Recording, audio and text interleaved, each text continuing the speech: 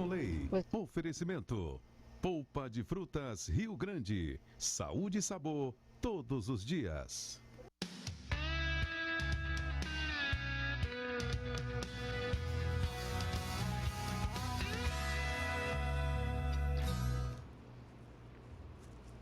Bom, depois de me recompor, gente, a gente conversa agora com a doutora Adriana Carvalho. De acordo com o IBGE, o número de divórcios cresceu 75% nos últimos 5 anos.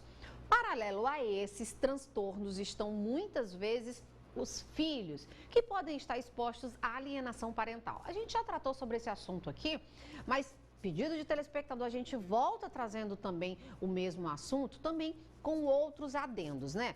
Esse hoje é o nosso tema do quadro Café com Lei. A gente preparou um VT para compartilhar com vocês. Vamos ver. Se o processo de separação de um casal já não é uma tarefa fácil, a situação pode ficar ainda mais complexa quando passa a envolver os filhos. De acordo com o IBGE, cerca de 80% dos filhos de pais separados sofrem com chantagens emocionais.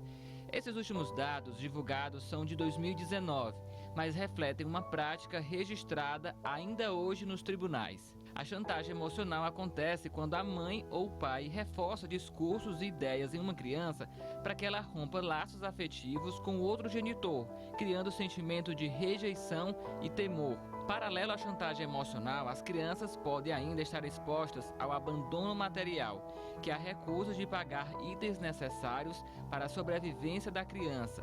Tem ainda o abandono intelectual, crime caracterizado pela recusa dos pais ou responsáveis de garantir a educação primária dos filhos. E ainda o abandono afetivo, quando o genitor se torna ausente na construção de laços afetivos com a criança. Apesar de o Brasil ser o primeiro país no mundo a tipificar os atos da alienação parental em lei por entender que a criança estaria exposta ao risco de transtorno mental, ainda há muito trabalho a se fazer e muito a avançar na proteção das nossas crianças.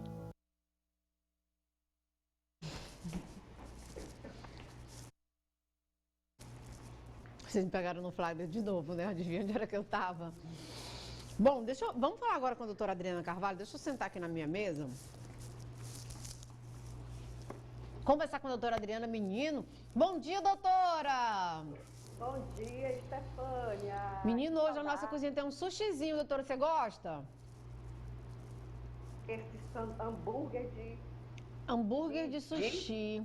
Delícia. Sushi, meu Deus do céu. Amo sushi. Nossa Senhora, a gente ia fazer uma festa aqui hoje, viu? Mas, doutora, com certeza. Esse tema que a gente vai abordar hoje é um tema que a gente já tratou aqui anteriormente, mas que as pessoas passaram a pedir novamente para a gente falar sobre alienação parental. Antes da gente abordar mais aprofundadamente, explica para a gente um pouco o que seria a alienação parental. Aqui insistindo na ligação. Você está me ouvindo? Estou ouvindo agora. Eita, meu pai do céu, tá difícil aqui. Olha, Estefânia, a alienação parental, ela é, como já foi dito anteriormente, é aquela prática reiterada de fazer com que o filho imagine aquele pai ou aquela mãe de maneira desqualificada. Eu atribuir palavras injuriosas, calúnias contra o genitor. Programar mentalmente aquela criança ou adolescente de tal maneira que ele crie repulsa ao seu genitor. Ele não queira estar com o genitor. Isso é alienação parental. E pode ser praticada tanto pelos pais, né, quanto pelos avós, pelos tios, padrinhos, madrinhas, aqueles que têm autoridade sobre o menor. Então, toda forma de desqualificação, toda ira, todo ódio, porque, via de regra, os casamentos se dissolvem, mas nem sempre se dissolve de maneira amigável.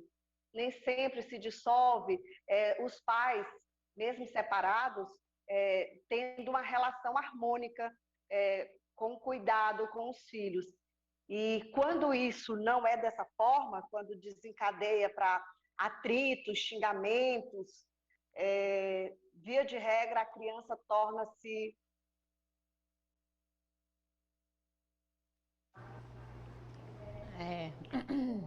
E isso acaba prejudicando fortemente o psicológico dessa criança. Há estudos que relatam que pessoas mais adiante, elas podem também se tornar pessoas abusadoras, podem vir a sofrer, desencadear depressões, né, síndromes e até suicídio. Doutora, a gente está vivendo num momento bastante complicado, né? A gente viu o aumento do número de separações nesse momento, principalmente nesse momento da pandemia aí que a gente vem vivendo, né?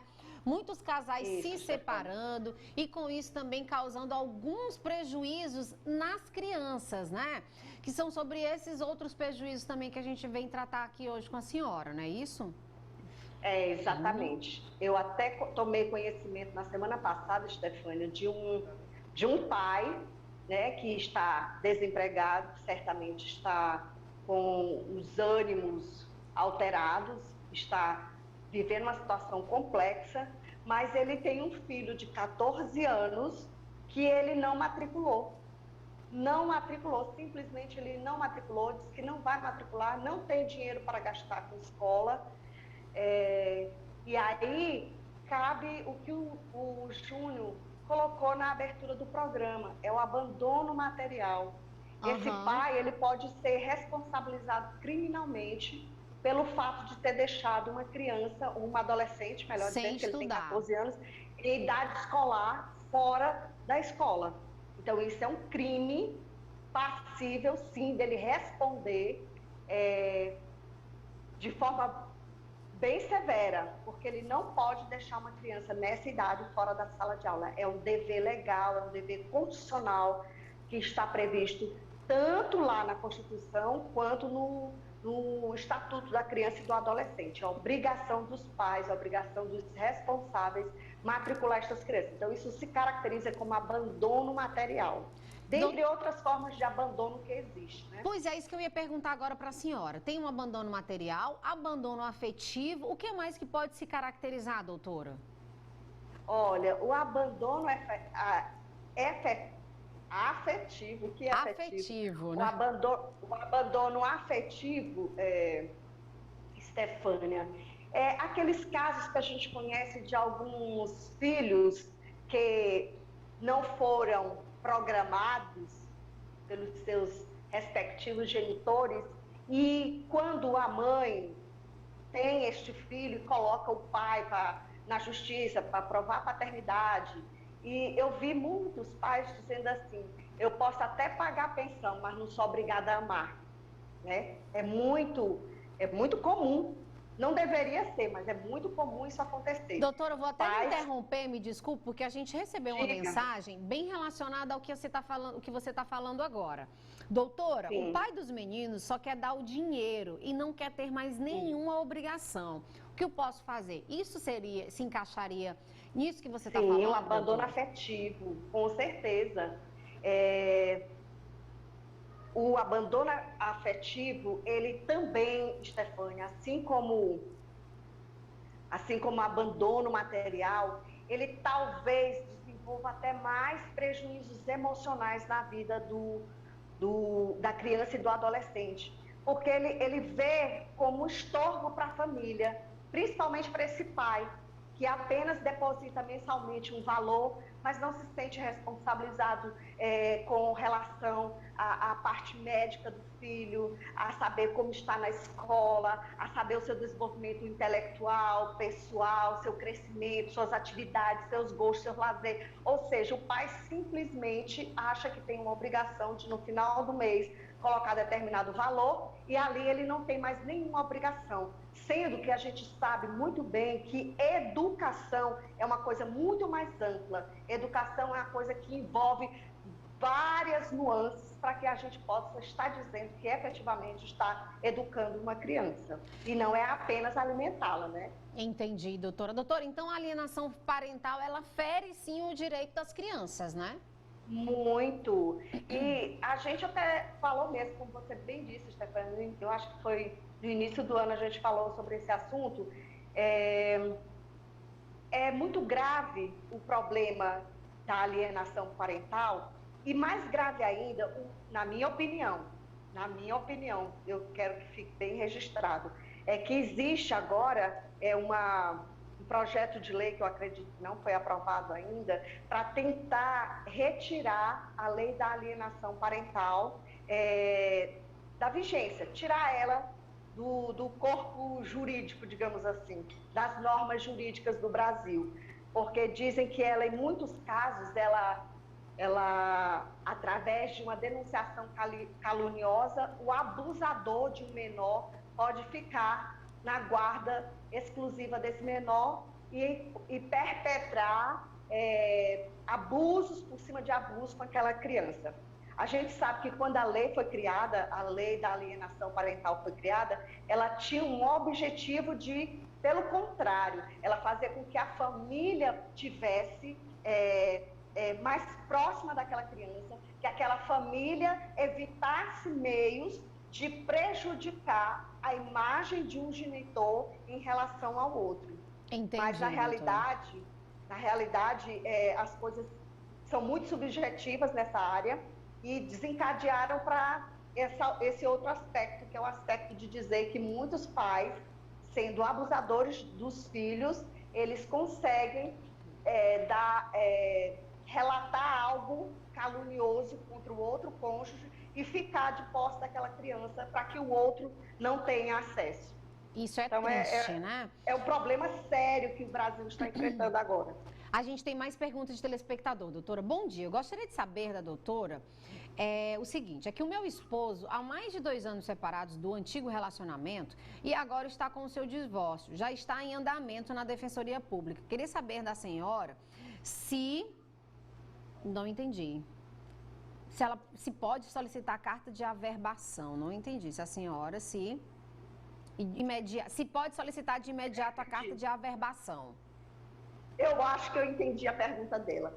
O divórcio, eu penso que entendi, mas se eu não entendi, ela pode até mandar outra mensagem. Está continuando, né, aí, doutora? Porque eu não recebi aqui a outra parte, mas está continuando, né? Perguntar quando a criança... É trabalhado, né, com o psicólogo da criança. Gente, tá uma confusão, sua doutora. Você está conseguindo ler, doutora, daí? Não, eu não consigo ver nada, amor. Nada. Mas vamos responder primeiro essa pergunta que ela falou. É da mesma pessoa. Não consigo ver nada. Diga. Dessa questão da averbação aí. Vamos ver o que a gente você entendeu. Ela disse que o processo dela de divórcio está na Defensoria Pública. E após a tramitação legal desse processo, as pessoas elas recebem um ofício do juiz para ir ao cartório averbar aquele divórcio. Então, eu não sei se ela está pensando que, por conta de receber esse ofício para ir averbar, ela vai precisar de algum advogado, mas na realidade não. Depois que a Defensoria Pública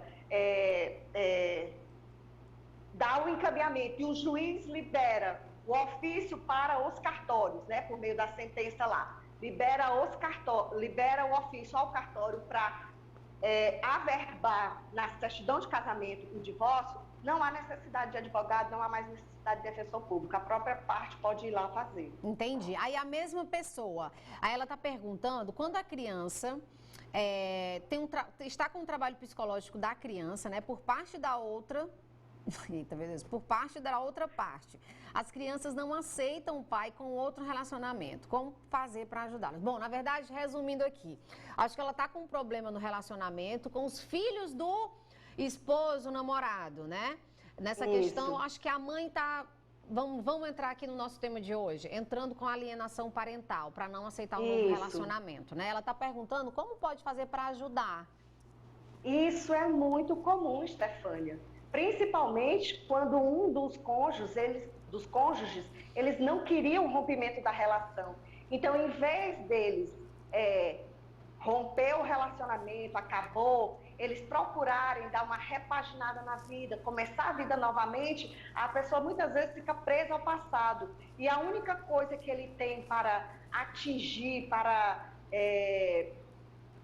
desqualificar o outro, é usar os filhos para isso, né? É fazer com que os filhos vejam, tá vendo seu pai? Nem se importa com você, tá vendo teu pai? Nem vem te buscar, tá vendo a tua mãe, aquela vagabunda? Se ela tivesse vergonha na cara, ela fazia isso, faria aquilo, ou seja, e é essa expressão que se usa muito, Stefânia. Infelizmente, É triste, mas é a verdade. É um pai desqualificando o outro.